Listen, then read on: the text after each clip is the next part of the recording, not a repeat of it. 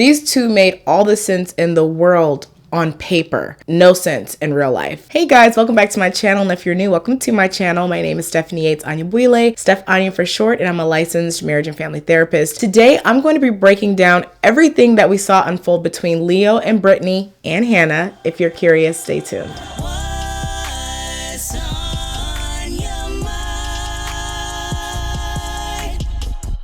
I want to take a moment to thank today's sponsor, which is Factor. Factor is a meal delivery service where you get meals created by a chef that you do not have to cook at all. These meals are never frozen. They're always cooked fresh and put in the refrigerator so that when you warm them up, you can know that they've been prepared with care. So personally, my focus was lunch, and that has been a very annoying part of adulting, is trying to figure out what we're eating for lunch every day. And so I love that Factor gave us a way of having a chef prepared meal without us having to cook. I love that Factor gives you options for different diet plans. So if you're wanting to focus on keto, vegetarian, or vegan, or if you just want some foods low in calories, you can make a decision based on what your personal health goals are. I went with the keto option. So head to factor75.com or use the link below and the code StephAnya50 to get 50% off of your first order and 20% off of your next order. Thanks again to Factor. Now let's get back into the video. Keep in mind this video will have spoilers, and also keep in mind I always have to say I have never met these people. I am not their therapist, and the insight I'm providing is based on a televised production that has been edited, that has music added to make us feel certain things. Certain things are left out for a reason, and I'm talking about what it might remind me of in terms of dynamics that I see play out in sessions. So I've already done a video where I talked about my first impressions with Leo and Brittany. To kind of bring you up to speed on that,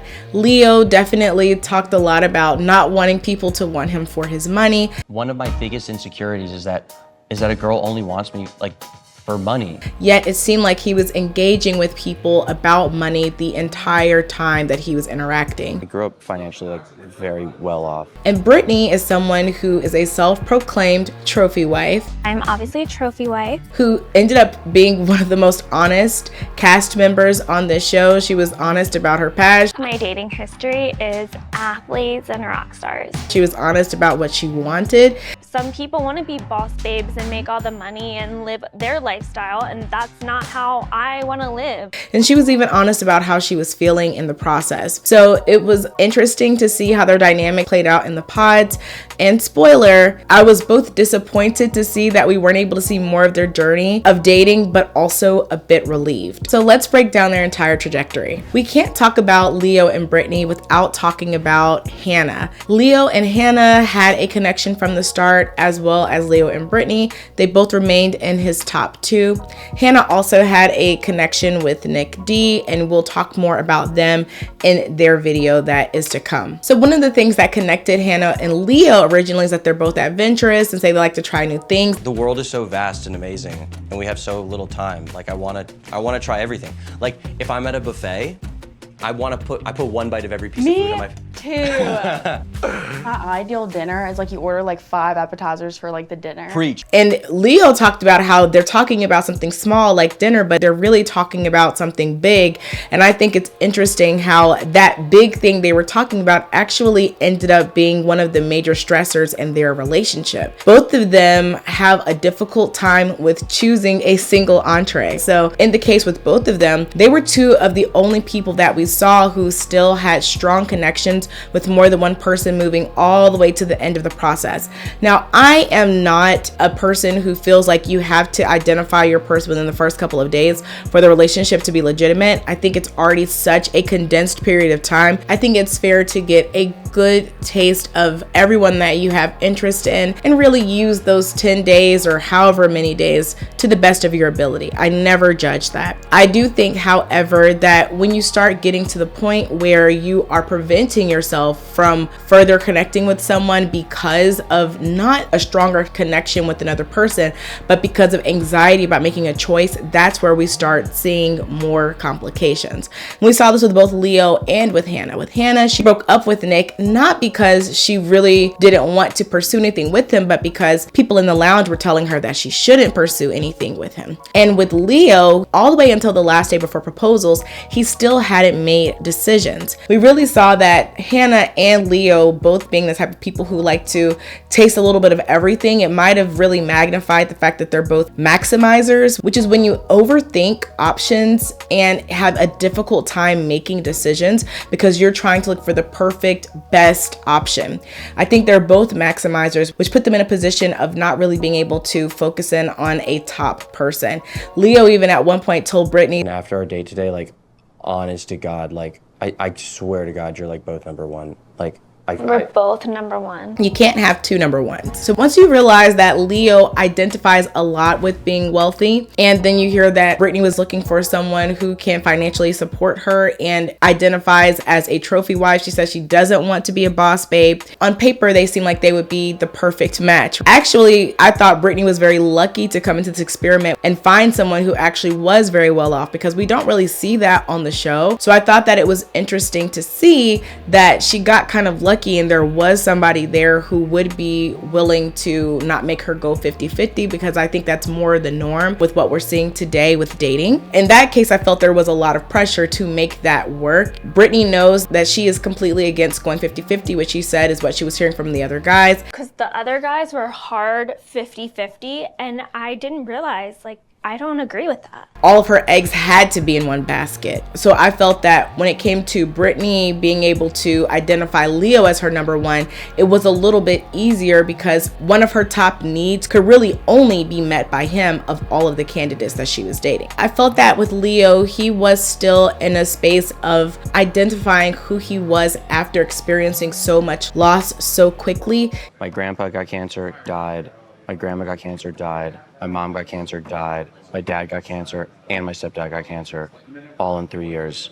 And I'm an only child. So I thought that it was interesting with him coming on a show like this, that maybe part of the urge he felt to be on the show was to start rebuilding a sense of family. He talked about being very worried about people wanting him for his money, yet he did use his money as a way of trying to connect with people or to explain things about himself. You wear this watch if you're like a CEO or a lawyer or something, you know? I've never felt so rich, man. They're built to be durable, despite being fancy. Excuse me. Yeah. Leo, on one hand, for example, said his worst fear is someone wanting him for his money. Yet when he was in the lounge with the guys and the guys were like, you know, Brittany's cool, but she's going to be really expensive, his response was, I have money. So Leo, even though he says he doesn't like to talk about money, I think that maybe at this point in his life, it's the only stable part of his identity after losing all of those people that have been, I'm sure, a significant component of how he self-identified. One thing I noticed about Leo is that he would make very big statements about people that at least I felt we hadn't seen the reasoning behind, and a lot of times the girls questioned him on it. He even says to Hannah at one point, Even though you're the youngest one here, I think you might be the most mature one I've talked to. I was thinking, what conversation had he had with Hannah at that point to support that? Sometimes I felt like Leo was really leaning into his work skills to try to connect with the women in the pod. So he's an art dealer, and part of being a good salesman is making your consumer feel good about their self. Being able to create a message that will resonate with your consumer and make them feel like the hero is one of the most successful sales strategies. And you're always constantly trying to figure out how can you communicate to this person that they need this product, not because the product is so great, but because they are so great and the product pairs well with them. I feel that Leo was doing that a lot of times in how he was interacting with both Brittany and Hannah. He would try to give them compliments and say things about them that would make them see themselves as top quality, and kind of show that by him recognizing that they are these quality women, that they should be matched with a quality man like himself, or someone who can provide them with the quality of life that they deserve. So he's telling Hannah how smart and mature she is. He's telling Brittany how smart she is and how she probably has looks and a voice that counteract that intelligence. I feel like people assume that you're not smart, but I think like people very much so underestimate you. Oh, 100%. When Brittany gets really frustrated with him for not being able to make a decision, he starts painting a picture of what her perfect ring would look like. I think you want a big rock, but still a simple design. Yeah, I do. And it works, right? A lot of times it really was very successful. And Leo grew up in a family full of salesmen. Being an art dealer, as he's talked about a lot of times, is something where you're talking about millions of dollars at times for art. So you really do have to have the language to make a person see the value in what you're trying to sell them and help yourself and the art stand apart. And I saw that even as he was trying to sell himself to the audience, he was talking about in his confessional. I really believe that I'm like a unique, special person. I was learning Italian art terminology when I was like 6. And I just thought it was so interesting how much he relied on his job and his money as his identity. And it made me really wonder, how much does he know about himself outside of those spheres? Now, Brittany talks about being a seductress and that she could easily make anyone propose to her. And she specifically points out her eyes as a means of seduction. Outside of this experience, usually I can just like seduce people with my eyes, and I don't have my superpower anymore. And so she felt very uncomfortable being in a situation where she couldn't make eye contact with the person that she was seeing. She starts talking about how she's been in the position of being pitted against other women so many times because she's historically dated athletes, rock stars, men with a lot of power. And so because of that, they have a lot of options for other women. And she felt like she was never the main focus or the only woman in his life. And so it was so interesting to see how Brittany went from being this confident, self-assured person to kind of being broken down over the course of the experiment. She was having difficulty even understanding her own emotions. She was like, I don't really know why, but I'm feeling so sad. I'm like, maybe I should have went home. I'm kind of in a sad mood. And I think that not really being in a position where she could use what has come natural to her to further a connection that she wanted, she described it as not having her superpower. Leo was pretty intuitive in terms of being able to assess what a person wanted to hear and articulating that at the perfect moment. I think that's how he was able to keep Hannah and Brittany as long as he did in the process. And I think Brittany was also very intuitive in that she could see past a lot of what Leo was saying, or when he wasn't being very intentional with what he was communicating, she could read into what was not being said. So like when he told her, God, I have like a crush on you. That made her sad because he thought that this would be something that would win her over, make her feel special, maybe an endearing moment. And I think she was hearing, you have a crush on me. You're not in love with me. I'm having conversations with these girls where I know that people have expressed love to them at this point, and you're clearly not there with me. The interesting thing about Brittany is she was also not there with him either. I think that she was expecting for him to fall head over heels for her, even if she wasn't there. And I think that is what was uncomfortable for her. I don't think it was that she found the love of her life and he didn't feel about her the way that she felt about him. I think it was just not having as much control over how this story was unfolding with him as she was accustomed to having. Now, Brittany was very strategic in how she handled the experiment. She didn't want people to even know who her top was. So the moment where she accidentally said Leo's name, she was like, I really wish I hadn't said that. Hannah later on says, Brittany, I know it sounds weird, but I kind of like that I know now that we're talking to the same person. Really? Like, yeah. and Brittany was like, I still wish I never said that. I feel like then I'm like wondering. Like to not know.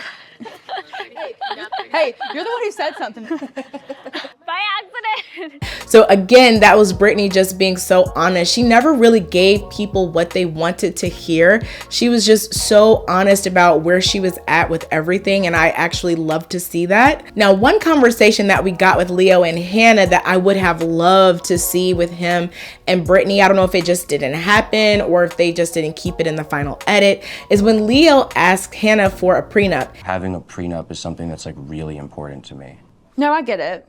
No, One of the thank you few for sharing. things. Like, I understand. Hannah's totally fine with that. She's cool with that. Hannah, we find out later, is pretty financially literate, so I don't think she had any problem with a prenup. I really am curious how that conversation would have gone over with Brittany. I feel like that was the more important conversation actually for us to see, so I'm a little disappointed if it didn't happen, but maybe Leo was nervous to even ask Brittany about that since she had told him straight up in her past relationships, her partners did take care of her financially. And my last relationship, I was taken care of 100%. When Hannah finally opens up about her previous struggles with weight with both Leo and Nick, During COVID, I gained weight, and then last year I lost like 45 pounds. they're both very validating. They both say that they're not really concerned about that. Would you love me if I was a worm? Would I love you if you were a worm? Yeah. Even if you were a 500-pound worm. It was an insecurity that Hannah had. She waited a while to really tell either of them about it, which I think makes sense. Again, the show is called Love is Blind, so we really should, I think, avoid talking about looks as much as we can. I know at one point Leo asked Hannah if she was white, so there was a lot of like crossing the line a little bit. He assumes Brittany is attractive, and so he was definitely tiptoeing on the line about talking about looks, but I think that it ended up really being a non-factor for both Leo and Nick. Leo did some things that were very frustrating to Brittany, and I think that I could understand why. Like asking her ring size, and she's like, I will only tell you if you only are asking one person. he's like, well, no, I just want to know what both of your ring sizes are. I was gonna bring it up with both of you or none of you. Why both or none? That makes no sense to me. You give a person a little bit of what they want, but not the full package, just enough to kind of string them along. Now, that doesn't mean that I don't think Leo was ever planning to propose to her, but I think that Brittany made a very fair point in saying, I would rather have that conversation with someone who knows they're definitely going to be getting me a ring. He tells Hannah that he loves her when Hannah breaks it off with him. I love you both. I love you too, Hannah. But then he makes sure to let Hannah know, but he also loves Brittany too. And you know what, Hannah? I love my other connection. He tells Brittany that Hannah was my number one, but now you're also my number one too. I'll tell you one thing. Before our date today, like, you were number 2. And after our date today, like, you're like both number 1. We're both number one. Yes. So he really was doing a terrible job at making either of them feel special, because he could not say one thing without saying that it also applied to the other, which completely eradicates whatever kind thing that he said to try to be affirming. Brittany wanted clarity, and Leo was never able to provide her with that. As a matter of fact, I thought it was pretty sad that the most excited that I saw Brittany in the experiment is when Hannah told her that she was about to end things with Leo. We're breaking up with Leo? Yeah. Nikki's my man. I'm happy. And she was like, oh, that actually makes me so happy. And she went over and she hugged Hannah and she jumped with her.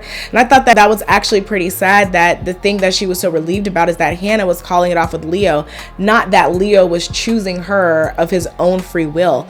Then just to find out that Leo gave Hannah such a hard time when she tried to end things with him. That conversation was the conversation that I think was the most uncomfortable to watch of all of Leo's conversations.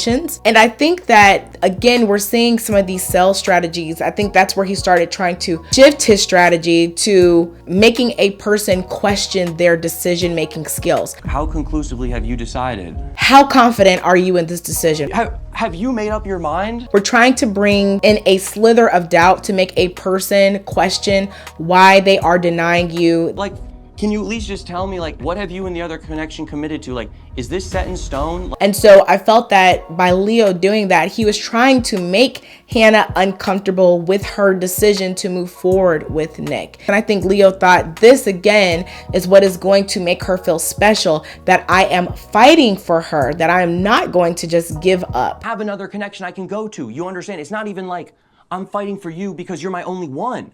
I have another and I'm still here, Hannah. I think that he didn't realize that what he was doing was going to have the exact opposite effect. He made her feel disrespected. He made her feel unheard. He made her feel attacked. And he thought that this strategy might be a strategy that would bring her back over to his side, but that was like the final nail in the coffin. Hannah did agree to meet with him the next day, but I think that all she needed was time to be even more resolute in that decision.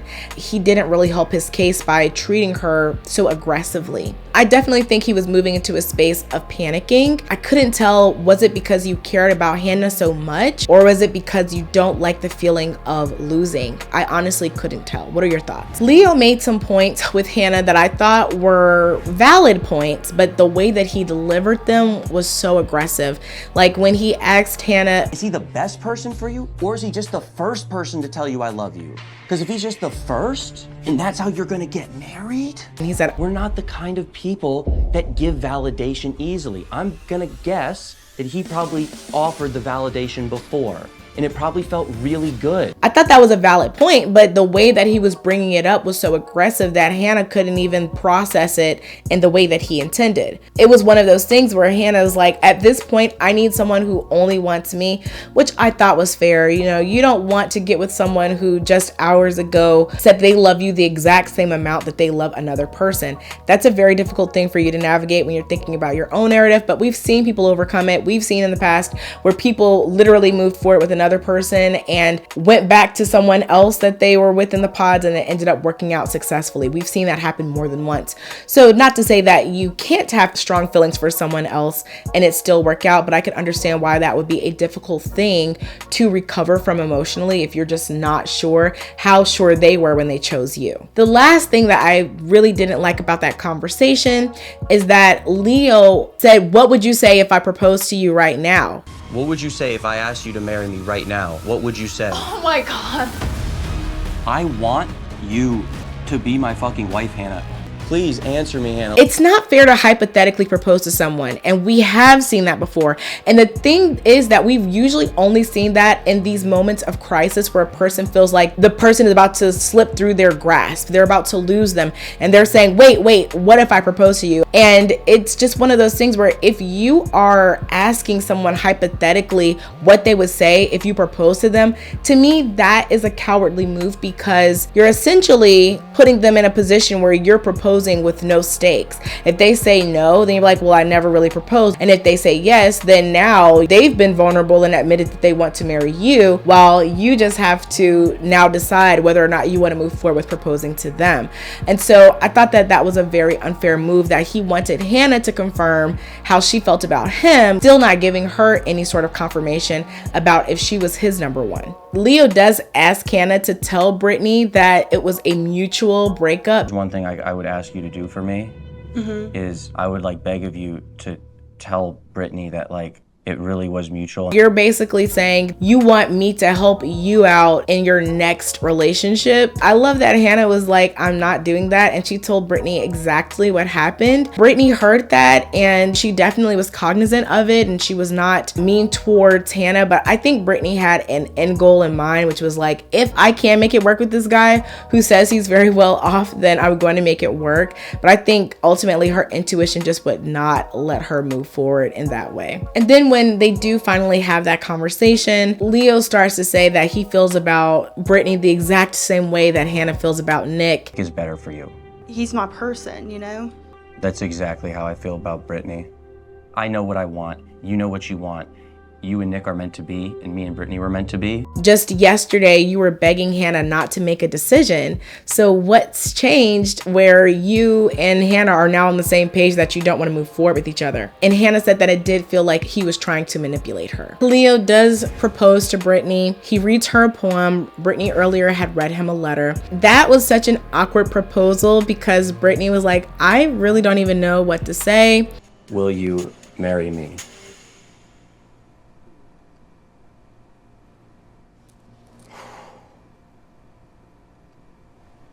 Oh my God. Yes. Thank you for proposing to me. I don't know what to say. It feels weird. Thank you for proposing to me. Thank you for saying yes. It was so less about I'm ready to start our lives together. I'm so glad that we're taking this big leap. This is going to be the amazing start to a beautiful love story. It was just thank you, mission accomplished. You proposed to me and I appreciate you for doing your part of the bargain. That's how it felt, kind of transactional for me. I'm curious how that moment felt for you all. When they finally have the reveal, Brittany does tell Leo that she's not ready to say that she loves him yet. I love you. I don't feel ready to say that. And she is so honest. He's like, did you know that I was gonna find you hot? She's like, yep. You knew that though? You knew it. You knew I was gonna be thrilled. Yeah, I did. You were like, just wait till he sees me. Yeah. I was like, what an idiot. And then the craziest twist, they said that the producers didn't choose them to go to Mexico. So that makes me wonder, you know, because we've heard about couples in the past who've been engaged and we didn't see the engagement. How do the producers choose who's moving forward? I was getting the feeling from Brittany that she really didn't want to move forward, because even in the reveal, she kept saying, if not Mexico, Miami, if not Mexico, Miami. Like, If we don't, can we go to Miami? We're definitely going to Miami. But like, if we don't go to Mexico. Yeah, we'll go to Okay, Miami. that sounds good. If we don't know Mexico, we're having a fun ass time in Miami. Okay. Promise. I felt like she was saying, I need to at least get a trip out of this. So they did go to Miami. Then they revealed that they broke up soon after that trip. So Brittany and Leo, again, they're a perfect example of a couple who on paper could have worked out, but in actuality, the chemistry just was not there. I think Brittany was kind of onto him the whole time in terms of how he was conducting himself in the experiment. But I think that also because the process kind of broke her down with not feeling chosen for so long, that she could never fully open herself up to him, because I don't think that there was a safe space created for them to really be vulnerable with each other, as long as there was no security or confirmation about being each other's top. They were a story that I was interested in seeing unfold, but we never saw it unfold ultimately. I'm curious if they're going to be at the reunion and what information may come out there. So those are all of my thoughts on Leo and Brittany. I'm looking forward to doing some more of the couple breakdowns. This season has been very interesting to watch. For me, it's been less stressful than some of the previous seasons, because it seems like people are trying to have decent conversations. I think the problems we're seeing are more problems in life instead of problems with people as much, and those kind of things are the things that I actually enjoy breaking down on here, because it can apply to anyone. So let me know what couple you'd like to see next. Put that in the comments, and again, whichever couple gets commented the most or has the most likes on a comment, that kind of gives me an idea of what you all are wanting to see. I appreciate you for watching this with me. If you're in the live premiere, thank you for hanging out with me live. I love chatting with you all. I ask that you like this video, subscribe to my channel, please share with any friends that might find it entertaining or educational. Thanks again to Factor for sponsoring a portion of today's video. Use the link below and the code Steph Anya 50 to get 50% off of your first order and 20% off of your next order. And thanks for watching this video all the way until the end. You didn't have to do that, but the fact that you did helps me out so much. So thank you, thank you, thank you.